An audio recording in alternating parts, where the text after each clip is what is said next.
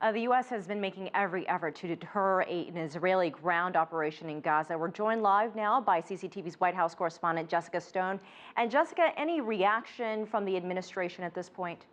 Not at this point, Elaine, but what we do know is that U.S. Secretary of State John Kerry has been on the phone today with both the Egyptian foreign minister and the Qatari foreign minister. And he, as recently as yesterday, told Israel, look, you need to redouble your efforts to spare the lives of civilians. This, of course, coming after the deaths of those 4 soccer-playing children in Gaza on a beach. They were struck by Israeli ordnance. The U.S. government says more can be done, but they are also standing by their ongoing position that Israel has a right to self-defense. Have a listen to the president yesterday.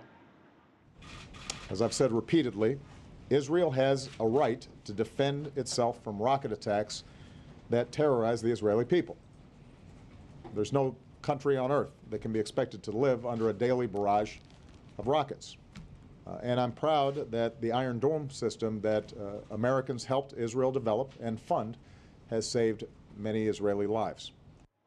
And Elaine, the U.S. president has also described himself as heartbroken over the deaths of innocent Gaza civilians.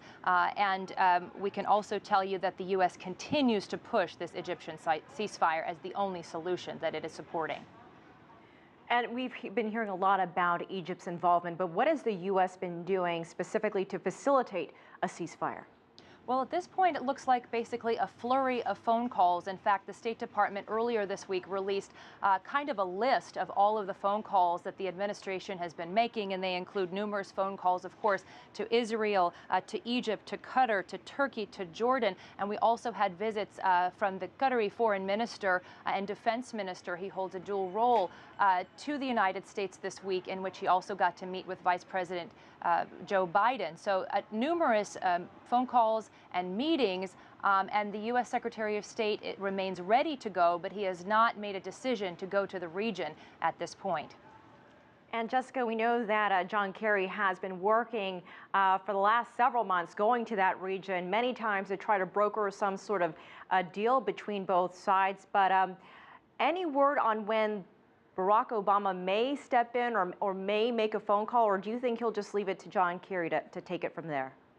Well, he too has been in regular contact with Prime Minister Netanyahu, but you get the sense that the United States is really trying to work through its allies and its partners in the region, particularly Egypt, which it says has taken the lead on all of this.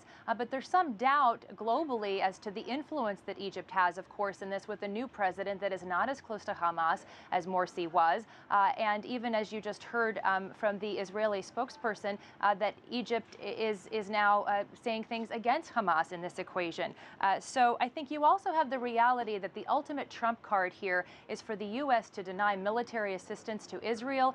It has actually increased military assistance to Israel, and a lot of that is supposed to be used only in the event that it is not used against civilians. And as recently as today, we've seen Human Rights Watch declare some of the attacks that Israel has had, it says in self-defense, as a war crime.